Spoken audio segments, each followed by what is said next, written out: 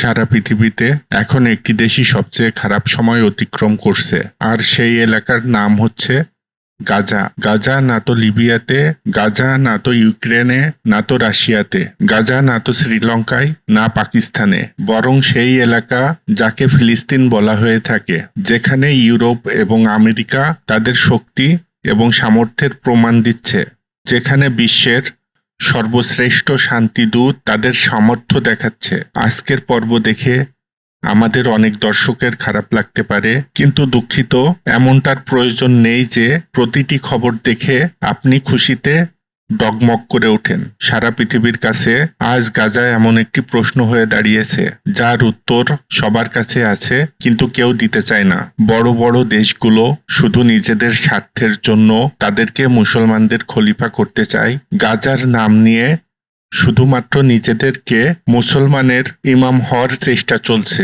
এছাড়া গাজাকে নিয়ে কারোর মাথা ব্যথা নেই। মুসলমানের নাম নিয়ে কয়েক ফোঁটা চোখের পানি ফেলে বড় বড় দেশের বড় বড় নেতারা শুধুমাত্র নিজেদের স্বার্থের রাজনীতি করছে। প্রকৃতপক্ষে এই লোকগুলোই ফিলিস্তিনিদের আসল হত্যাকারী। গাজার নাম নিয়ে শুধুমাত্র মুসলমানদের আবেগ নিয়েই খেলা হচ্ছে, আর নিজ নিজ দেশের জনগণকে খুশি রাখার চেষ্টা করা হচ্ছে মাত্র।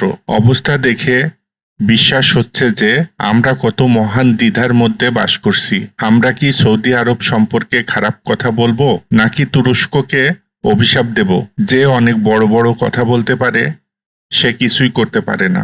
যে অনেক শক্তিশালী বলে দাবি করে, কিন্তু সে আমেরিকার দাসত্ব থেকে বের হতে চায় না। টিভি সিরিয়াল আর নাটকের মাধ্যমে নিজেকে অনেক শক্তিশালী মুসলমান প্রমাণ করতে চাওয়ার চেষ্টা, অথচ যখন নিজের সক্ষমতার প্রমাণ দেওয়ার সময় আসে, তখন সেই তুরস্কই সবচেয়ে বড় প্রতারক, সবচেয়ে বড় বিশ্বাসঘাতক হিসেবে প্রমাণিত হয়েছে। আমরা এটা বলবো না যে ইরান খারাপ, আমরা এটাও বলবো না যে সৌদি আরব সবচেয়ে বড় শত্রু, আমরা এমনও বলছি না যে কাতার সবচেয়ে বড় ধোঁকাবাজ। আমরা এটা বলতে চাচ্ছি যে এমন একটি যে কোনো দেশের নাম বলুন যাকে আজকের সময়ে সবচেয়ে ভালো বলা যায়, যারা ফিলিস্তিনিদের দুরবস্থার প্রশমনের চেষ্টা করেছে।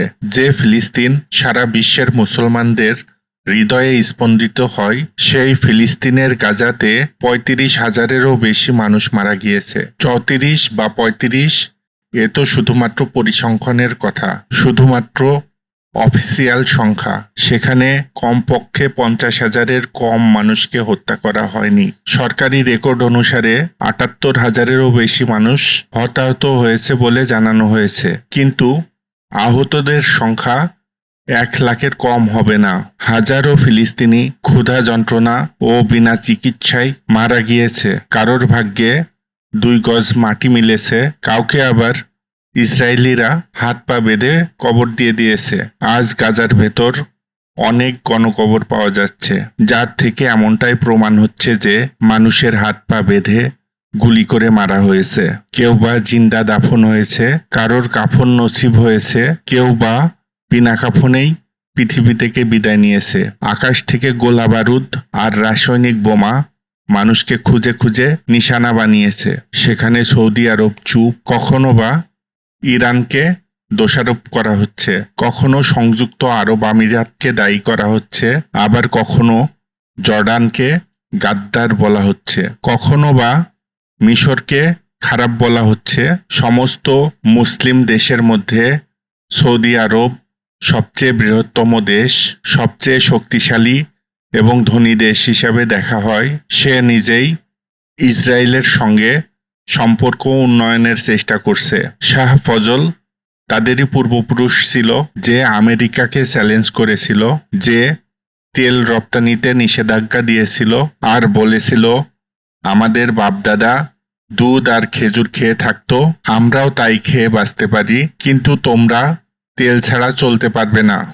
কিন্তু কথা শুধু সৌদি আরব নয়, সেই দেশ নিয়েও কথা হওয়া উচিত বিশ্ব যাকে ইরান বলে চেনে, যে অনেক বড় বড় কথা বলে থাকে, যে ইসরায়েলকে কোনো দেশ হিসাবেই মনে করে না, এটা একেবারেই সঠিক। ইসরায়েল কোনো দেশ নয়, ফিলিস্তিন দেশ দখলদারিত্ব চালিয়ে পশ্চিম অংশে নিজেদের অস্তিত্ব প্রতিষ্ঠা করেছে। কিন্তু ইরানের কাছেও সুযোগ ছিল এই ৩৫,০০০ মানুষকে হত্যা হওয়ার হাত থেকে বাঁচাতে পারত।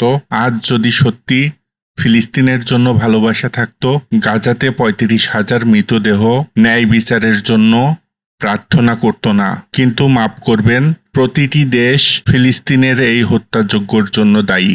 আত্মরক্ষার জন্য গাজার কাছে সেনাবাহিনী, বিমান বাহিনী, নৌবাহিনী নেই। আর তাই আজ রাফা কবরস্থান হতে প্রস্তুত হয়ে আছে। গাজাতে কোনো কিছুই অবশিষ্ট নেই। কোনো কিছু নেই মানে কোনো কিছুই নেই। না শিশু, না বৃদ্ধ, না বয়স্ক, না তরুণ। সেখানে জীবিত দেখা যায় শুধুমাত্র একটি জিন্দা লাশ, যাকে শুধুমাত্র মসজিদে বসে নামাজের মাধ্যমে স্মরণ করা যায়, যাকে ঘরে বসে শুধুমাত্র কেঁদে কেঁদে স্মরণ করা যায়, যাকে রক্ষার জন্য হাত বাড়িয়ে আল্লাহর রহমতের জন্য দোয়া করা যায়। অন্য কোনো দেশ ফিলিস্তিনের উপর হওয়া বোমাবর্ষণের হাত থেকে রক্ষা করতে পারত না। কদিন আগে দেখেছেন, ইরান তার ক্ষমতা দেখানোর জন্য ইসরায়েলের উপর আক্রমণ করেছিল, আর ইরানকে থামানোর জন্য জর্ডান অনেক বড় ভূমিকা পালন করেছিল। আরব দেশের ভিতর অনেক বড় অবদান রেখেছে। ইসরায়েলকে বাঁচাতে আমেরিকা সহ অনেকগুলো দেশ সামনে চলে এসেছিল। ইরানের যদি সত্যি গাজার মানুষের জন্য ভালোবাসা থাকতো, তাহলে ৩৫,০০০ মানুষের মৃত্যু হতো না। ৩৫,০০০ তো দূরের কথা, যদি গাজাকে বাঁচানোর জন্য একটি দেশও সামনে আসতো, তাহলে গাজাতে ৩৫ জন মানুষেরও মৃত্যু হতো না। সমস্ত মুসলিম দেশ গাজার নামে নিজের রুজি রুটি ঠিক করে নিচ্ছে। কেউ কেউ মধ্যস্থতাকারী হিসাবে আমেরিকার সবচেয়ে বড় বন্ধু হতে চাচ্ছে, তো কেউ বা আবার গাজায় দখল করতে চাচ্ছে। সৌদি আরবের অবস্থা তো এতটাই খারাপ যে সেখানে ফিলিস্তিনের নাম নিলে আপনাকে গ্রেপ্তার করা হতে পারে। জীবন বাঁচানোর জন্য রাফা বর্ডার পার হয়ে কিছু ফিলিস্তিনি মিশরে গিয়েছিল। মিশরীয় সেনাবাহিনী তাদেরকে মারধর করা শুরু করে। সর্বোপরি আমরা কোন মুসলিম দেশের কথা বলছি? সর্বোপরি কোন দেশকে আমরা ভাই বলে ডাকি, যারা ফিলিস্তিনিদের জীবন রক্ষা করার জন্য এগিয়ে এসেছে? মুসলিম দেশগুলোর মধ্যে একমাত্র শাহ ফজলি সর্বশেষ মর্দানি পুরুষ ছিল। ৩৫,০০০ মানুষের খুনিরাও এখন নিজেদেরকে মুসলমান চিন্তা করে। যদি ইরানের কথা বলি, তাহলে ইরান শুধুমাত্র ফিলিস্তিনের নামে শুধুমাত্র রাজনীতি করছে। সারা দুনিয়ার সামনে বড় বড় কথা বলে মুসলিম উম্মাহকে বোকা বানাচ্ছে। এ কাজ শুধু ইরানই করেনি, বরং সমস্ত মুসলিম দেশই করেছে। আজকে যদি কোনো মুসলিম দেশ মুজাহিদ হিসাবে চিন্তা করত, তাহলে অন্ততপক্ষে ৩৫,০০০ ফিলিস্তিনি মারা যেত না। আজ যদি কোনো দেশ তাদেরকে বাঁচানোর জন্য যুদ্ধের ময়দানে ঝাঁপিয়ে পড়ত, তাহলে আজকে হয়তো তাদেরকে গাজী বলা হতো। কিন্তু আফসোস, ইমাম হোসেন সবাই চায়, কিন্তু ইমাম হোসেন নিজের ঘর থেকে হতে দিতে চায় না। সবাই তো চায় তার সন্তানরা যেন ইমাম হোসেইনের আদর্শ অনুসরণ করে, কিন্তু ইমাম হোসেন যেন তার ঘরে জন্ম না নেয়। তার ঘরে যেন কোনো ইমাম আলীর জন্ম না হয়, হাসানের জন্ম না হয়, মওলা আব্বাসের জন্ম না হয়, মওলা হামজার জন্ম না হয়। আজ ফিলিস্তিনি কাচ্ছে, মাতাম করছে। ওই ফিলিস্তিনিদের অশ্রু তো কবেই শুকিয়ে গেছে, আজ তাদের রক্তের অশ্রু ঝরছে। কিন্তু আফসোস, তাদের অশ্রু মোছানোর জন্য ইউরোপ, আমেরিকাকে সুপারিশ করতে হবে। অনেক মানুষ হয়তো এটা বলবে যে ইরানের সাহায্য নিয়েই তো হামাস, হুতি, হিজবুল্লাহ লড়াই করছে, কিন্তু এগুলো শুধুমাত্র লড়াকু সংগঠন, কোনো দেশের সেনাবাহিনী নয়, যাদের কাছে নৌ, বিমান বাহিনী, সেনাবাহিনীর শক্তি আছে।